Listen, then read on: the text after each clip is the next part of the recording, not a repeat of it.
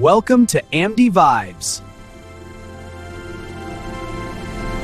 On November 24, 1971, a man in a business suit, calling himself Dan Cooper, boarded a flight from Portland to Seattle. Little did anyone know he was about to pull off one of the most audacious heists in American history, becoming a legend known as D.B. Cooper. This is the story of the man who hijacked a plane, demanded a fortune, and then vanished into thin air, leaving behind a mystery that endures to this day. The flight was Northwest Orient Airlines Flight 305, a Boeing 727. Cooper, described as a quiet man in his mid-40s, sat in seat 18C. Shortly after takeoff, he handed a note to a flight attendant. Thinking it was just his phone number, she initially slipped it into her pocket. Cooper leaned in and whispered, "Miss, you'd better look at that note. I have a bomb." The note was clear.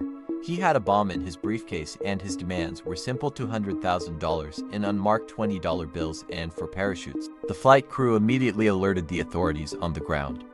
The airline's president, Donald Nyrop, authorized the payment, prioritizing the safety of the 36 passengers and 6 crew members. While the FBI and the airline scrambled to meet his demands, the plane circled Puget Sound for nearly 2 hours. On board, Cooper remained surprisingly calm. He even ordered a bourbon and soda, paying for his drink. The flight attendants later described him as polite and well-spoken, not at all like the stereotypical, frantic hijacker. This composure is one of the most baffling parts of the entire story. When the plane landed at Seattle-Tacoma International Airport, the exchange went exactly as Cooper had planned. The passengers were released in exchange for the money and parachutes.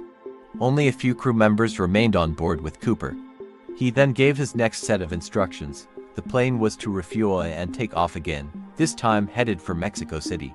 He specified a very particular flight path, flying below 10,000 feet, with the landing gear down, and at a slow speed of around 100 knots. This wasn't a random request, it was a carefully calculated plan by someone who clearly understood the capabilities of a Boeing 727. At approximately 7:40 p.m., the plane took off from Seattle, but they wouldn't be flying for long. Somewhere between Seattle and Reno, over the rugged, forested terrain of southwestern Washington, Cooper made his move. He instructed the remaining crew to go to the cockpit and stay there.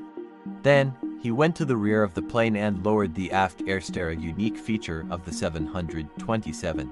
In the middle of a raging thunderstorm, with freezing rain and wind, D.B. Cooper, with the money strapped to his body, leapt from the back of the plane and disappeared into the night. He was never seen again. The moment he jumped, one of the largest and most extensive manhunts in U.S. history began.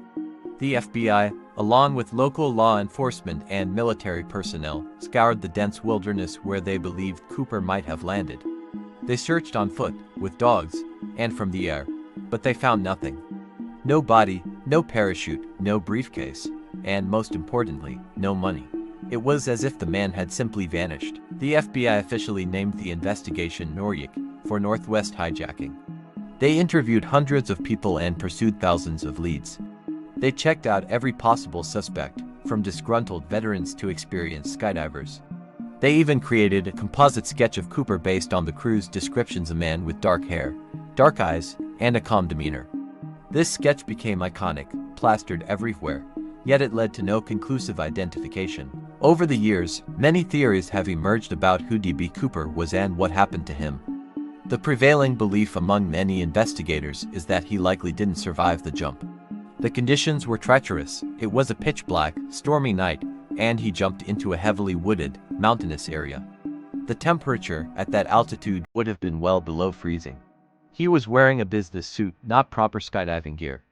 The chances of surviving the landing, let alone the harsh environment afterward, were incredibly slim. But if he died, where is the evidence? For 9 years, there was absolutely nothing. Then, in 1980, a young boy named Brian Ingram was digging a fire pit on a sandbar along the Columbia River, at a place called Tennebar. He unearthed 3 bundles of decaying $20 bills. When his family turned them over to the FBI, a forensic analysis confirmed the unbelievable. The serial numbers matched the ransom money given to D.B. Cooper. This discovery only deepened the mystery. The money was found about 20 miles downstream from where investigators believed Cooper would have landed. How did it get there? Did Cooper lose some of the money during his jump? Did he bury it, intending to come back for it later? Or did the river currents carry it there over the years?